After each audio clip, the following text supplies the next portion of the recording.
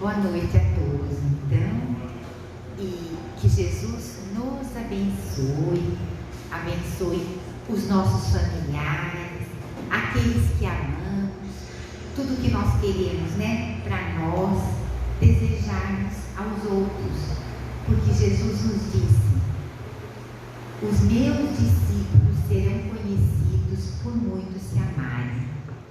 E se Jesus disse, gente, quem somos nós para desdizer, né? Ele que é o exemplo do amor maior neste nosso planeta, que sofreu todas as vicissitudes da matéria e ainda assim, ao final de tudo, perdoou. Então ele é o nosso exemplo. E nós já estamos chegando perto do período, né, de celebrarmos o seu nascimento. A gente já fica bem mais sensível, né? Então, que nossos corações possam se encher de paz e de luz, e esta seja a melhor noite da nossa vida, porque ela é a noite em que nós podemos fazer o melhor, porque é o nosso presente. O que nós já fizemos e acertamos nos deixam felicidades. Aquilo que nós fizemos e não gostamos pode ser modificado agora, neste momento, deixando partir dos nossos corações todo o amor, porque Ele cobre a vastidão dos pecados. Então, nesse clima de amor e paz, é que nós cantaremos o nosso hino de harmonização, abertura desta casa, para que o nosso palestrante da noite, que hoje será o nosso querido Alex Bonafim, possa também ser envolvido nesta paz, e que hoje seja realmente uma noite de amor. Cantemos então juntos o Graças a Deus. Graças a Deus que a sã doutrina que nesta casa se ensina, a alma nos esclareça, a alma nos esclareça, que esta luz tão pequenina cresça por graça divina, até que enfim resplandeça, até que enfim resplandeça. A alma é como um diamante,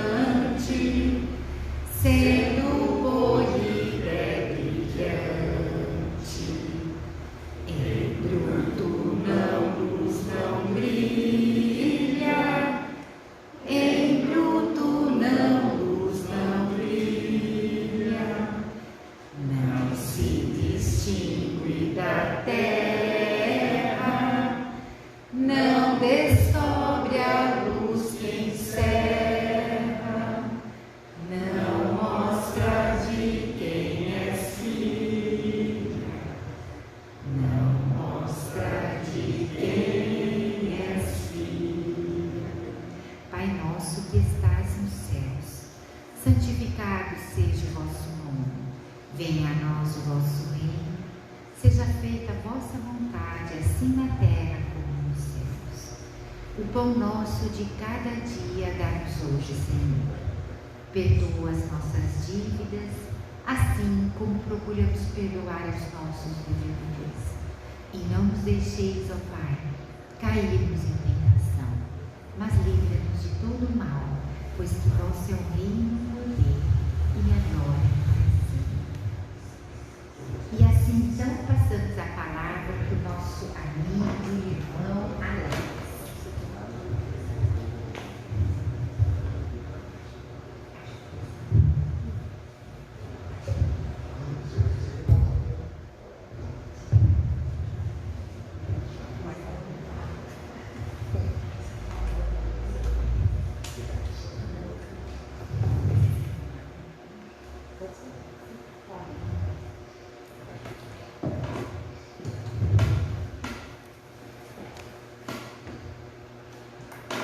Boa noite a todos. Boa noite. Que a paz de Jesus seja conosco. Nesse mês de comemorações do Natal, vamos falar nessa noite a respeito de a inserção de Jesus na terra e a sua mudança através da Boa Nova. Em Mateus capítulo 22, versículos de 1 a 14, Jesus diz o seguinte: o reino dos céus se assemelha a um rei que, querendo festejar as bodas de seu filho, despachou seus servos a chamar para as bodas os que tinham sido convidados. Estes, porém, recusaram ir. O rei despachou outros servos com ordem de dizer de sua parte aos convidados: preparei o meu jantar, mandei matar os meus bois e todos os meus cevados. Tudo está pronto. Vinde às bodas. Eles, porém, sem se incomodarem com isso, lá se foram. Um para a sua casa de campo, outro para o seu negócio. Os outros pegaram dos servos e os mataram, depois de lhes haverem feito muito trajes. Sabendo disso, o rei se tomou de cólera e, mandando contra eles seus exércitos, exterminou os assassinos e lhes queimou a cidade. Então disse a seus servos: o festim das bodas está inteiramente preparado, mas os que para ele foram chamados não eram dignos dele. E depois das encruzilhadas, e chamai todos para as bodas quanto encontrardes. Os servos então saíram pelas ruas e trouxeram todos que iam encontrando, bons e maus. A sala das bodas se encheu das pessoas que se puseram à mesa. Entrou em seguida o rei para ver os que estavam, e dando com um homem que não vestia túnica nupcial, disse-lhe: meu amigo, como entraste aqui sem a túnica nupcial? O homem guardou silêncio. Então disse o rei à sua gente: atai-lhe as mãos e os pés e lançai-o nas trevas exteriores, aí que haverá prantos e ranger de dentes, porquanto muitos são os chamados, mas poucos são os escolhidos. A pessoa que não consegue entender que por trás de toda a parábola de Jesus tinha um sentido aprofundado, começa a se perguntar por que tanta confusão por causa de uma festa de casamento, que não quer ir, e manda matar, e não se importa. Essa parábola de Jesus é uma das mais importantes que ele contou na sua vinda à Terra, porque o seu objetivo foi trazer a mudança ao planeta. E quando ele fala essa parábola, ele está, além de trazer um ensinamento, ele também faz uma previsão do que iria acontecer ao longo do tempo. É uma parábola profética, porque quando ele diz, vejam só, eu acho isso muito lindo, Jesus sempre fez. Ele sempre comparou o reino dos céus a uma festa, sempre. E isso eu acho que é maravilhoso. E o mais interessante, ele compara nesse caso o reino dos céus a uma festa de casamento, que é uma das coisas mais lindas que tem na face da terra. Então quer dizer que aqui ele já desmorona o mito de que morrer é sofrível, de que ir para o mundo espiritual, céu, inferno, purgatório, quem acredita, é algo horroroso, porque se ele compara o reino dos céus a uma festa, onde tudo é alegria e felicidade, então quer dizer que é maravilhoso. Mas as pessoas, eles não conseguiam identificar esses detalhes, e ele diz que o reino dos céus se assemelha a um rei que, querendo realizar o casamento de seu filho, manda chamar os convidados. Esses se negam a ir. Depois ele manda chamar dizendo: vem, olha, vai ter os bois, os cevados, a festa vai estar linda, vai ter bebida, vai estar um festão, resumidamente dizendo.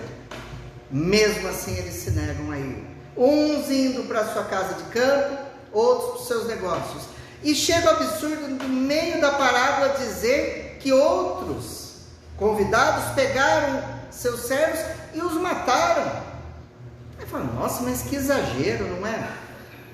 Os primeiros convidados, porque isso é um convite divino, os primeiros convidados de Deus para receberem a semente do seu reino, que é isso que é o convite do casamento.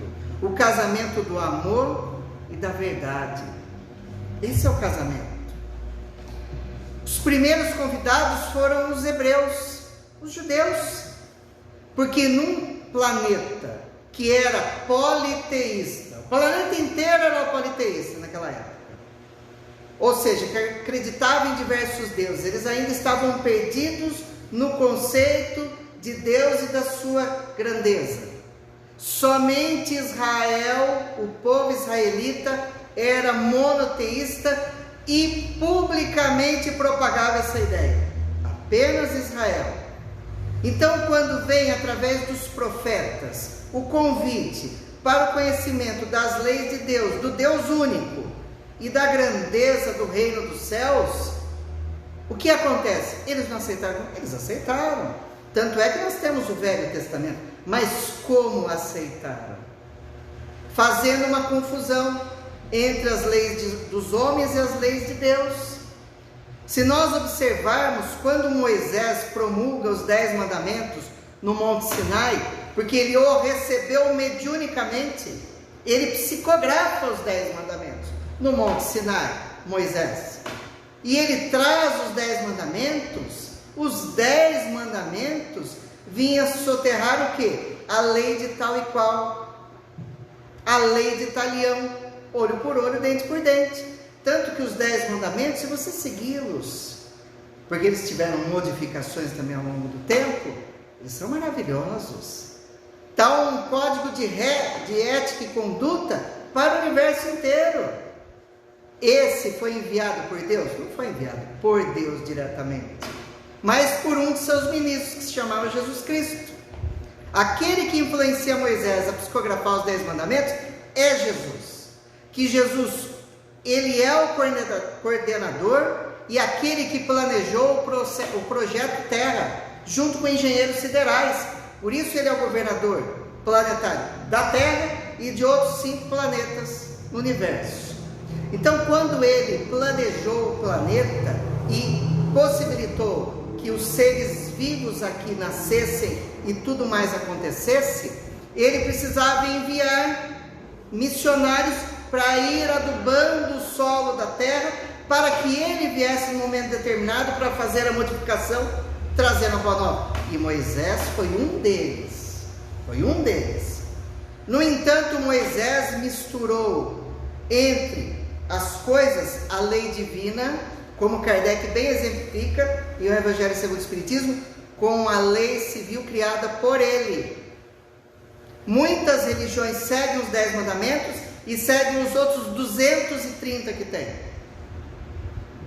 Os judeus e povos de outras religiões são aqueles mandamentos: que não pode comer esse tipo de carne, que não pode usar esse tipo de roupa, que não pode fazer isso, que não pode fazer aquilo. Isso não vem de Deus, nem do mundo superior. É uma lei criada por homens, para aquela época. E as pessoas confundem, dizendo que tudo é lei de Deus. Não, não é tudo lei de Deus.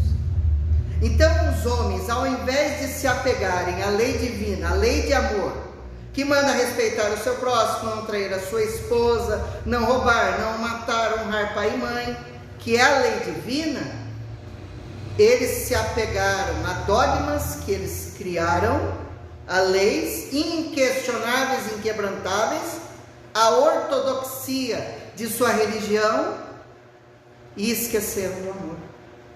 Não era isso que Deus queria e que quer, que você se apegue mais a leis criadas por homens do que pelo amor, que deve transformar as massas. Então eles ficaram apegados demais, fariseus de um lado, saduceus do outro. Os fariseus eram fanáticos, os saduceus já não acreditavam em nada. Até hoje nós vemos vertentes religiosas se dividindo assim: os fanáticos de um lado e aqueles que seguem só com os lábios, mas não com o coração, de outro.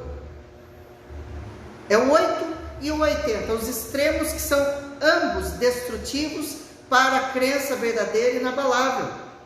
Então eles não aceitaram o convite, porque a modificação que fizeram, não fizeram como deveria ser feito.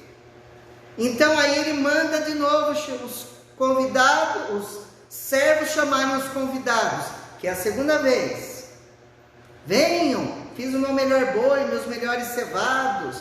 E o que eles fizeram? Um foi para sua casa de campo, outro para o seu negócio, e outros mataram ainda os servos. Essa segunda vez é o quê? É quando da vinda de Jesus. Quando ele decide vir à terra para trazer a boa nova. Porque o terreno já estava preparado para a sua chegada. O povo judeu já estava preparado para recebê-lo. E quando ele veio, o que aconteceu? Não aceitaram. Tanto é que os seus apóstolos só foram entender de fato quem ele era depois do Sermão da Montanha. Porque até o Sermão da Montanha eles não o compreendiam. Mas quem é esse homem? É um Deus? É um farsante? Como ele faz todas essas coisas? Porque eles achavam que aquele homem era um mágico, que fazia coisas absurdas. Tanto que pessoas se apegam à figura de Jesus como um mito, pelos milagres. Mas a tarefa maior de Jesus não é isso. Porque isso era a capacidade da sua mediunidade curadora. Por causa da sua pureza. Porque ele é o único espírito puro que pisou a face da terra. Nenhum outro espírito puro pisou a face da terra. Ele foi o único. O único que pisou. Com uma capacidade fora do comum. Sendo um espírito que, tendo sido criado simples e ignorante, como todos os outros espíritos, como nós, ele evoluiu ao longo dos tempos, passando por diversos planetas, até chegar ao estágio de espírito puro, de espírito perfeito relativamente, porque o perfeito de fato apenas é Deus. Então ele é um espírito que adentrou a varanda da casa de Deus e começou a entender os seus mistérios. Porque quando o espírito chega ao nível de espírito puro, ele adentra o meio de Deus e passa a conhecer os mistérios para propagá-los como seu ministro. Essa é a figura de Jesus. Nenhum outro na terra veio nessa condição. Muitos até foram confundidos com Jesus. Krishna, Buda, Zoroastro, tanto mais. Mas Jesus foi o único puro que aqui pisou. E ele veio, e as pessoas não conseguiam entender que não era a mediunidade curadora dele, não era essa capacidade, mas era o amor e a regra que ele trazia, que esmiuçava, que transformava a lei. Porque para aqueles que leem o Evangelho, e eu vou dizer, gente, é bem pouco, são bem poucos aqueles que vão ler o Evangelho. Ah, mas tem um monte de bobagem, não sei o que. Existem na Bíblia mais de 4.000 interposições humanas através dos concílios. Mas basta a gente ter um pouquinho de bom senso, a gente consegue ler o que é interposição e o que não é interposição.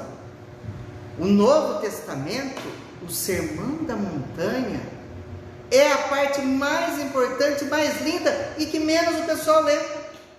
E quer que eu fale uma coisa para vocês? O espírita que fala que não leu, ele não conhece a doutrina espírita. Porque o Evangelho segundo o Espiritismo foi baseado, sabe aonde? No Sermão da Montanha. Muitos nem sabem disso. Vamos lá pesquisar. Dos seus 27, 28 capítulos tem o Evangelho segundo o Espiritismo, acho que 21, 22 são do Sermão da Montanha. As bem-aventuranças e ensinamentos de Jesus. Então, nós temos que conhecer esse código de ética moral que fez Gandhi, não sendo cristão, sendo hinduísta, dizer que se poderiam ser destruídos todos os livros, ter destruído todas as crenças, se sobrasse apenas o Sermão da Montanha, o mundo teria um código de ética moral para todo sempre. E os cristãos não leem. E Gandhi, o povo hindu, era subjugado por quem? Por cristãos que os destruíram, que quase acabaram com o seu país. Então nós devemos fazer diferente. E Jesus veio, trouxe o código de ética, e as pessoas ficam pensando nos milagres de Jesus. Deveriam pensar para entender, como ele disse, vós sois Deus, podeis fazer o que eu faço e muito mais. Nós também podemos fazer em proporção menor, porque nós não somos espíritos puros, mas nós podemos manipular os fluidos. O Espiritismo nos ensina isso. Nós podemos profetizar, nós podemos psicografar, porque quando Jesus escreve na areia os defeitos das pessoas, será que ele não está psicografando, prevendo todos os defeitos daquelas pessoas que queriam apedrejar a mulher adúltera? Porque ele escrevia na areia com o dedo. Quando ele transfigura e através do seu fluido ele materializa os espíritos em cima do monte, que o próprio Moisés, que é chamado a dizer que no Deuteronômio e no Levítico condenou a mediunidade, ele, através de um fenômeno mediúnico, aparece no monte para falar com Jesus, transfigurado. Não é esse o objetivo da vinda de Jesus. O objetivo da vinda de Jesus é a boa nova. Evangelho quer dizer boa nova, boas notícias. Ele vinha trazer para um povo cansado, sofrido e cheio de misticismo e fantasia, boas notícias. A notícia do amor, porque até então ninguém sabia o que era o amor. Não se tinha perdão para o culpado, para o julgado, para o condenado. Para ele era o fogo e o inferno, que eles não chamavam de inferno, eles chamavam de mundo espiritual, ou na linguagem hebraica, Sheol, que é mundo espiritual. A palavra inferno foi introduzida quando a tradução do original grego e hebraico aqui para o nosso meio, para o meio europeu, para o meio latino, a chamada Vulgata Latina, que foi traduzida com equívoco, porque os tradutores, São Jerônimo, os tradutores não entendiam do grego, nem do hebraico, então traduziram de qualquer jeito. Então, daemon, que quer dizer espírito, gênio, espírito simpático, transformou-se em daemon e virou demônio. E aí, por diante, o diabo, vem do grego diabolo, que quer dizer aquele que causa confusão, aquele que provoca picuinha. Então já virou o senhor das trevas, diabo. Então teve um problema na tradução. Então as pessoas ficaram preocupadas na tradução que eu coloco aqui, como eu mexo ali, e esqueceram a lei de amor. Fora aqueles que mais preocupados em ganhar dinheiro, que uns foram para o seu trabalho, outros para o seu entretenimento, para a sua casa de campo, outros que ficaram preocupados em desfrutar do bom, do bonitinho, da rede. Porque o reino dos céus vai vir através de mim, mas eu posso ficar na rede, tomando meu suquinho, bonitinho, belezinha, lindinho. Não, o reino dos céus não vem assim, porque o reino dos céus está dentro de nós, mas nós precisamos ativá-lo através de atitudes melhores. Então eles não entenderam, um foi para um lugar, outro foi para o outro. Mas é um absurdo falar que matou. Não matou? Jesus é um exemplo daquele que foi morto, por causa que trouxe a boa nova, e não entenderam. No momento lá, será que nós não estávamos quando perguntaram: vocês querem que Barrabás ou Jesus? Será que ele não estava lá? Não, Jesus não, queremos Barrabás. E mataram Jesus. O povo teve opção. Pôncio Pilatos fez o quê? Lavou as mãos. Aí depois disso, Pôncio Pilatos desenvolveu o transtorno obsessivo compulsivo. É o primeiro caso da história, que ele passou a ver sangue em suas mãos. Ele pegava naquela bacia de prata, trazia aquela toalha de cetim para ele, via sangue, lavava na água e o sangue continuava saindo de sua mão, até que ele enlouqueceu, se jogou no Monte Vesúvio e se suicidou, porque ele estava lavando as mãos do sangue do cordeiro, porque ele teve a opção de modificar a decisão e não modificou, porque ele era pusilânime, ele era fraco moralmente, ele pensava mais nos interesses de Roma do que naquele homem, porque ele falava: por que vão condenar esse homem não tem erro nenhum, não tinha que fazer. Mas Caifás e Anás, doutores da lei, farisaicos, queriam destruí-lo, porque ele atrapalhava os negócios deles. Sabe quando ele foi com os vendilhões do templo? Que não destruiu nada, gente, aquilo é papo furado para causar impacto. Mas quando ele vai no templo e afasta, expulsa assim, porque isso sim é atitude de um espírito de escola, é expulsar a verdade, expulsar a mentira para propagar a verdade. Sim, ele os expulsou. Ele estava acabando com um negócio entre romanos e hebreus no templo, que rendia muito dinheiro, porque eles ficaram muito bravos. Então nós vemos que depois de Jesus, quantos não foram mortos por aderir ao cristianismo? Os cristãos eram perseguidos e mortos nos circos romanos. Eles não podiam nem se reunir para adorar a Deus, para estudar a sua crença. Eles tinham que se reunir em catacumbas. E com a morte de Jesus, como os apóstolos não estiveram do seu lado, apenas João, mas uns foram para sítios vizinhos se esconder, outros, Pedro negou 3 vezes, Judas se suicidou. O que aconteceu? O colégio apostolar se enfraqueceu muito. e eles conseguiram se manter com muitas dificuldades.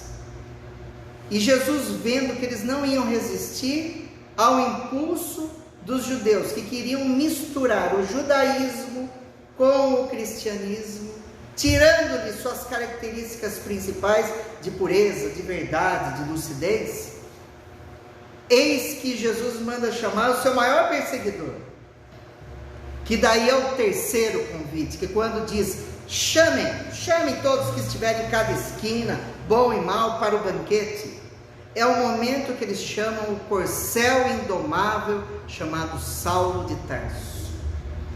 Emmanuel o cita como um corcel indomável na excelente obra Paulo Estevam, porque ele era um homem fantástico. O que ele queria, ele ia lá e conseguia, como um corcel indomável. Ele era um ser tão fantástico que aonde ele estivesse, ele falava a língua do povo, com uma grandeza, com uma imponência, só que ele foi mal direcionado.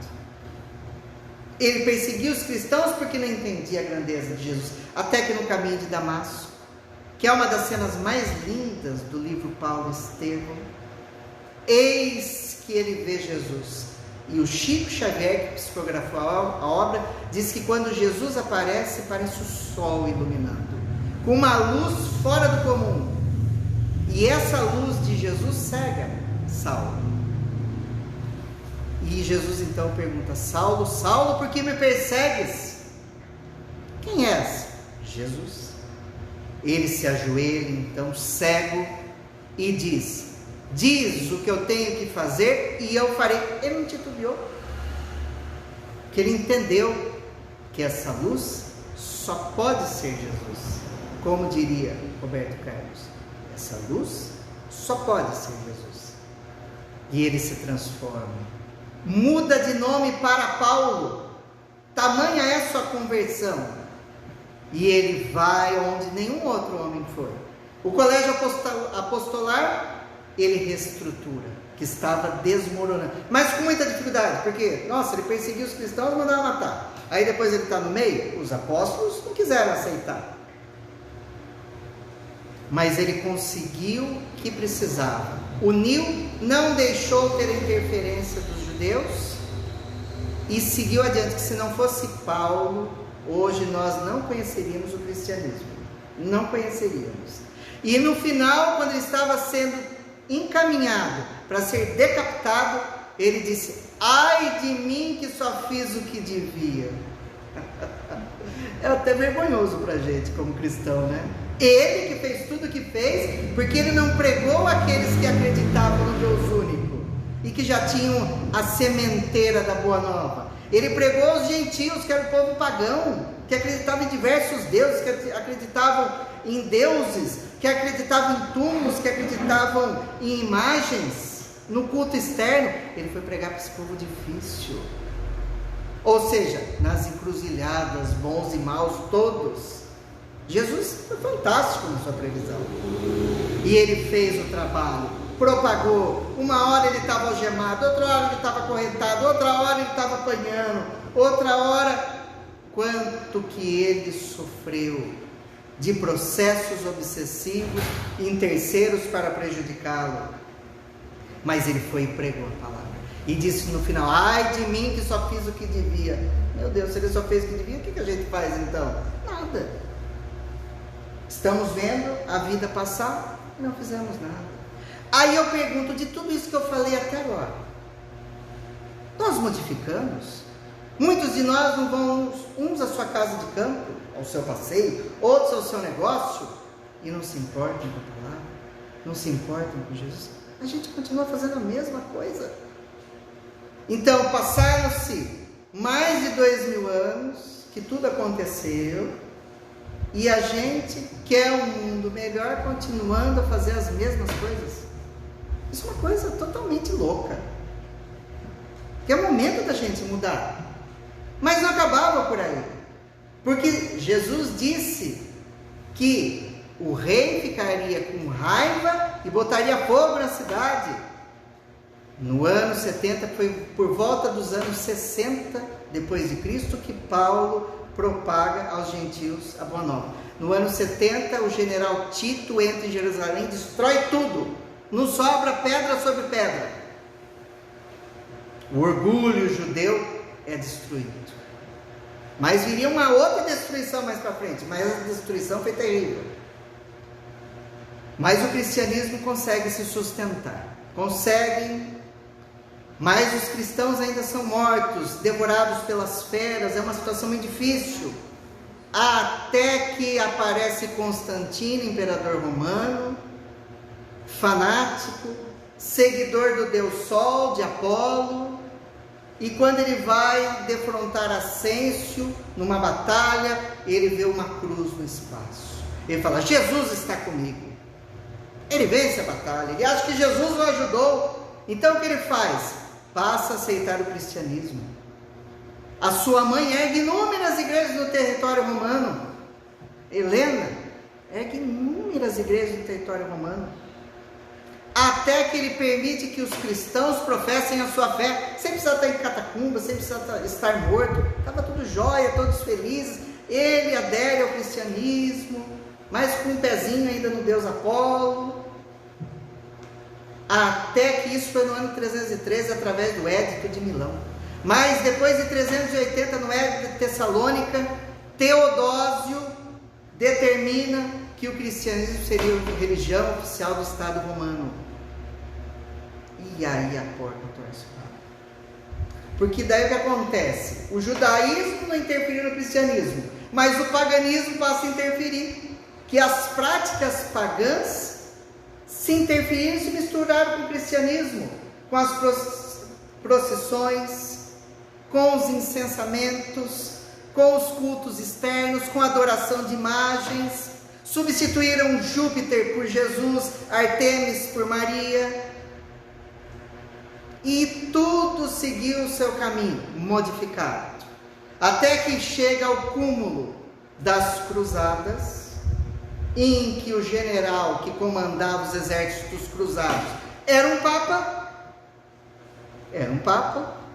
e os cruzados, que durante muito tempo, eu lembro que nas aulas de história, eram os heróis, eles eram párias, que não tinham para onde ir, eram chamados para o exército, iam para a Turquia. Eles foram matar os muçulmanos e acabaram matando o cristão na Turquia. Foi um balaio de gato. Foi uma das cenas mais horríveis da humanidade. Foram 8 cruzadas. A 5ª não tinha adulto para mandar, para lutar contra o exército de Saladino, que era extremamente cruel. Sabe o que eles fizeram? Mandaram crianças. É chamada a Cruzada das Crianças, a 5ª. Mandaram 2.000 crianças. É lógico que não voltou nenhum, nem adulto voltava, ia voltar criança. Então imagina que período negro na humanidade. Aí quando ele estava quase terminando, aparece Torquemada, os padres criam o tribunal inquisitorial. Nasce a Inquisição. Ave Maria, você sai de um período negro, entra num outro período negro. Graças a Jesus, ele envia seu apóstolo mais lúcido nesse meio, que foi o Francisco Bernardone, que o mundo conheceu como Francisco de Assis, o Poverello de Assis, para reestruturar os caminhos da igreja e colocar o cristianismo no seu devido lugar. Ele fez a sua parte, modificou. A ordem dos franciscanos é uma ordem linda, mas não conseguiu ter força de modificar. Tanto é que a Inquisição durou cerca de 800 anos. Diz que morreu só 29.000 pessoas. Mas na noite de São Bartolomeu, em que os cristãos mataram huguenotes, que eram os protestantes, diz que morreram 5.000 pessoas nessa noite.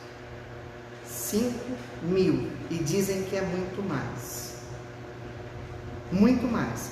E se vocês pegarem na internet para ver as armas utilizadas pela Inquisição para matar as pessoas, nem Hitler fez igual. É uma coisa absurda.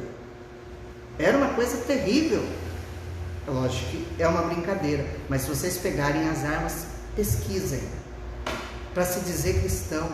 Então isso manchou a história das crenças que pregavam o cristianismo, que não era o cristianismo, porque o espiritismo é cristão, assim como o catolicismo é cristão, o protestantismo é cristão. Não quer dizer que é o cristianismo, é uma vertente cristã, diga-se de passagem. E nesse meio tempo, nessa confusão, A religião impediu a ciência de se desenvolver durante quase 1000 anos. Vejam, Galileu Galilei, que teve que negar a teoria heliocêntrica por causa do criacionismo, que tanto impediu o evolucionismo. Aí tem o divórcio, a ciência se enfraquece, mas depois, século XVIII, XIX, o iluminismo vem à baila em Paris, e a ciência se fortalece, rompe de vez com a religião, e começam a vir os seres iluminados para modificar o padrão do mundo através do raciocínio e da lógica. É aí que aparece um professor, um pedagogo, nascido em Lyon, de nome Hippolyte Léon Denis Vail, que em 1855 conhece a dança das mesas na casa da família Pleyel-Maison, através de 2 crianças de 14 e 16 anos, as irmãs Baudin, e conhece o mundo espiritual. E depois de estudos intensos junto com outros intelectuais, vem a lume aos 18 de abril de 1857 a excelente obra O Livro dos Espíritos, nascendo a doutrina espírita, a doutrina dos espíritos, não doutrina kardecista, porque a doutrina não é de Kardec, é dos espíritos. Ele é o seu codificador e, eu ouso dizer, o seu fundador físico, porque a falange do Espírito de Verdade são os fundadores espirituais. Porque quando você fala codificador, você relega Kardec a um terceiro plano. Ele não foi só o codificador, foi o fundador. Uma figura importante, que dentro da doutrina espírita poucos espíritas o conhecem. E leem as suas obras básicas, para entender de fato o que é Deus. Quais as leis que regem o universo? A lei de causa e efeito, o livre-arbítrio, a comunicabilidade de encarnados com desencarnados através da ferramenta da mediunidade, a pluralidade das existências através das reencarnações, a pluralidade de mundos, o amor soberano. Tudo isso o Espiritismo explica. E a lei de fluidos, o conhecimento de fluidos, tão grandioso, tão aprofundado que é pouco estudado. Aí a pessoa fala, vou receber um passe na casa espírita. Muitos falam, vou tomar a pergunta em que copo? Responda para mim, só se for água fluidificada. Porque as pessoas não conhecem a lei do magnetismo. Vão, recebe o passe, vão embora. Muito passista que aplica e não sabe o que está fazendo, porque é passista, mas não é magnetizador, não conhece em essência e profundidade a lei de fluidos, que é muito profunda. E quando eles falham, a espiritualidade intervém. E o Espiritismo veio ao mundo como Consolador prometido para modificar as ideias, tirando Jesus da posição de mito para de governador planetário, espírito puro, aumentando, potencializando, tirando do reino da suposição da fantasia para o reino da verdade e da luz. E aí nós verificamos o quê? Que diz que no banquete, para participar, tinha que trajar a túnica nupcial. O que é a túnica nupcial? Kardec tem uma grandeza que ele explica o que é a túnica nupcial. Ele diz que a túnica, ele fala o seguinte: não basta ser convidado, não basta dizer-se cristão, nem sentar-se à mesa para fazer parte do banquete celestial. É preciso, antes de mais nada, e como condição primeira, estar vestido com a roupa nupcial, ou seja, ter a pureza de coração e praticar a lei conforme o Espírito. Pureza de coração e praticar a lei conforme o Espírito. Existem gradações disso, mas alguma coisa a gente tem que fazer. Para estarmos no banquete divino, é necessário trajar a túnica nupcial. E a questão é, nós trajamos? Quem é Jesus? Modelo e guia da humanidade. Se eu não me engano, questão 765 do Livro dos Espíritos. Modelo e guia da humanidade. Modelo de como nós devemos agir. Guia para nos conduzir ao melhor de nós e ao melhor do mundo. E aí nós perguntamos, com tantos conceitos, com tantas explicações, com tantas possibilidades, nós trajamos a túnica nupcial? para fazer parte do banquete celeste, do banquete divino.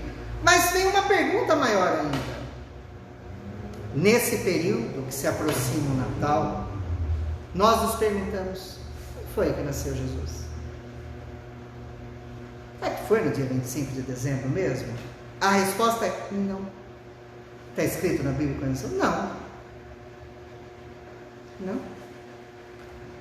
Em realidade, nos escritos que se tem, diz que Jesus nasceu no mês de Nissan, que é entre março e abril. Então, por que se comemora em dezembro? Aí que vem a história. Como Constantino era apaixonado pelo deus Apolo, que é o deus Sol, ele queria fazer uma data de comemoração de Jesus. E ele precisava de uma data, com muita boa intenção, que viesse o maior número de pessoas em Roma para a comemoração. E a maior festa era a festa de solstício de inverno, que durava do dia 22 ao dia 25, que é o período mais frio da Europa, e que eles buscavam, faziam procissões, principalmente no dia 25, para que o deus Apolo voltasse e trouxesse o sol, porque eles diziam que ele levava o sol e depois trazia de volta. E eles queriam que trouxesse, porque não aguentava mais de frio. Então, Constantino falou: vamos substituir Apolo por Jesus. E substituíram. Mas como era a festa em Roma? Prestem atenção de como era a festa. As mulheres trocavam presentes entre elas. Aí elas secavam frutas nas janelas, serviam pães umas para as outras, algumas vezes com frutas, os pães, já estão começando a entender mais ou menos, né? Aí eles ficavam 3 dias comendo sem parar, do dia 22 ao 25 com barraquinho, vomitórios, porque comia, mas como vai comer 3 dias sem parar? Comia, comia e vomitava, ficar 3 dias comendo. Mudou alguma coisa do que é comemorado hoje, gente? Então o que a gente comemora hoje, desculpe dizer, é uma festa pagã, uma festa de Apolo, não é de Jesus. Primeiro lugar, alguém consegue imaginar Israel com um pinheiro cheio de neve no meio do deserto? Não, né? Ou Jesus europeu branco com olho azul? Também não, né, gente? Até isso tem uma característica racial, modificando a figura do mestre Nazareno, que ele talvez fosse até meio pardo. Oh, mas como aceitar isso? O povo egípcio, que era negro, o pessoal não mostrava, mas se você vê dentro da pirâmide, eles negros, mas vai mostrar, não, tem que mostrar branco, e o Briner, né, como um grande egípcio, branco, né, lógico. E aí nós começamos a verificar as coisas como funcionam. Então nós cultuamos uma festa, que é uma festa de Apolo, não é de Jesus. Ah, mas nós não podemos fazer? Nós não podemos. Gente, comer é bom. Nossa, uma delícia comer. Uma delícia. Mas é uma desculpa para você socializar. É uma desculpa para você estar com quem você ama. Então a gente não precisa comer até morrer. Já pensou a gente colocar vomitório em casa também? Porque de tanto que a gente come, depois chega no começo do ano, dieta detox, porque eu vou tomar só chá verde, só suco verde, tudo verde, eu vou acabar ficando verde, porque eu quero emagrecer, tudo aquilo que eu abusei. É a festa. Podemos, sem os abusos. Mas lembrar o seguinte: antes de abocanharmos a carne tenra do peru, que é outra coisa absurda, né? Num país que chega a 40 graus no Natal, a gente come uma comida de inverno da Europa. Porque a festa não é nossa. Não é nossa. Então, antes da gente abocanhar a carne tenra do peru suando, né, nos 40 graus, estourar a champanhe, que tal a gente lembrar do nosso irmão em necessidade? Tive fome, me desses de comer. Tive sede, me desses de beber. Estive nu e me vestiste. Estive preso, fosse me ver. Estive doente, fosse me visitar. Quando fizemos isso a vós, mestre? Quando fizeste isso a meu irmão menor e mais sofrido. Nós devemos festejar, sim. Mas como? Com que carinho, com que amor? O mês do Natal que se comemora. Aí eu lembro de um piracicabano eminente que poucos espíritas piracicabanos sabem. Mas Vinícius escreveu: quando nasceu Jesus? Vinícius, o nome dele verdadeiro, porque esse é um pseudônimo, é Pedro de Camargo e Arcascabana, um dos maiores espíritas do Brasil. Se perguntarmos, disse ele no seu livro, se perguntarmos a Maria Madalena quando foi que Jesus nasceu, ela dirá: foi em Betânia, quando eu estava perdido e sua voz doce me transformou. Naquele momento nasceu Jesus no meu coração. Se perguntarmos a Pedro quando foi que Jesus nasceu, ele dirá: foi no palácio de Caifás, quando eu neguei 3 vezes e vi que ele morrera, mas renascera. Naquele momento nascia Jesus em meu coração e me transformara. Se perguntarmos a Zaqueu quando foi que Jesus nasceu, ele dirá: foi no alto da árvore, quando ele passou e disse: vá para tua casa que eu vou cear em sua casa. Naquele momento Jesus nascia em meu coração, dizia Zaqueu. E no nosso, quando Jesus vai nascer? Antes de nós festejarmos, a gente vai lembrar que o aniversariante é Jesus, não é, gente? Que a gente come, troca presente, mas a gente esquece do aniversariante. Ano após ano esquecemos do aniversariante. Por isso que Carmen Simira, através das mãos divinas de Francisco Cândido Xavier, diz o seguinte: Natal, o mundo é todo um lar festivo, claros guizos no ar vibram um bando, e Jesus continua procurando a humilde manjedoura do amor vivo. Natal, eis a divina redenção, regozija-te, canta renovado, mas não negues ao mestre desprezado a estalagem do próprio coração. Não neguemos a estalagem do próprio coração. Vamos reaver amizades, conversar com pessoas, amar o próximo, ser menos materialistas. Vamos fazer a verdade acontecer e honrar a luz de Jesus, porque ele disse: faça brilhar a tua luz. A nossa luz pode brilhar, depende da nossa intenção. Que todos tenhamos um excelente Natal, excelente, mas cheios de amor, cheios de felicidade, e que esse ano não passe à toa. Foram muitas dificuldades, mas hoje nós estamos aqui falando, e estaremos amanhã, e estaremos depois. E se eu falecer? Faz parte da vida. Eu estou aqui, nascer, viver, morrer, renascer sempre, progredir. Tal é a lei. Muito obrigado a todos, que Deus os abençoe. Obrigado.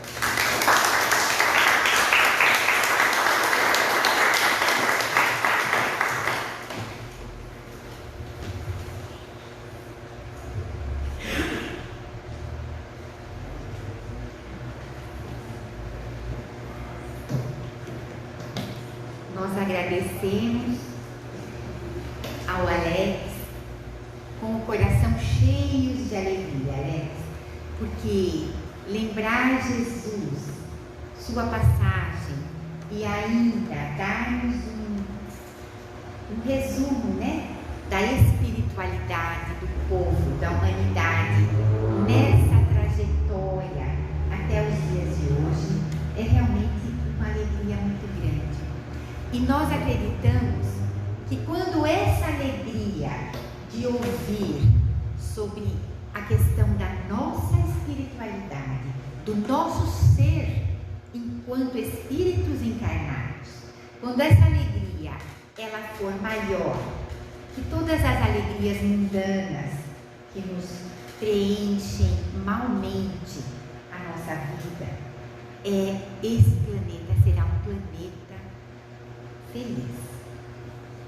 Então que nós, e um recado para os jovens e para aqueles que não amadureceram ainda, é que justamente este que nos deixa um exemplo até os dias de hoje, porque o Espiritismo é cristão e se baseia no Cristo, esse que nos deixa o exemplo até hoje é o ser que, como diz Alex, mais amou, e o único que nunca julgou ninguém. Então, para os jovens que gostam tanto de pensar as suas modas e ir contra aquilo que os pais biológicos dizem, lembrem de Jesus, porque Jesus nunca nos julgou, iria nos entender sempre nas nossas falhas, porém quis que para felizes seguíssemos seus conselhos. Então, para os jovens e para aqueles que, como nós não somos tão jovens, mas devemos amadurecer, confiemos nas orientações do Cristo, porque Ele quer que sejamos felizes. Sigamos o que Ele nos deixou, seus códigos, de seus ensinamentos. Então, muito obrigado, Alex, por um tema tão propício nesse mês de dezembro, que desde o comecinho nós começamos a ficar sensibilizados. Então, que Jesus abençoe você, sua família.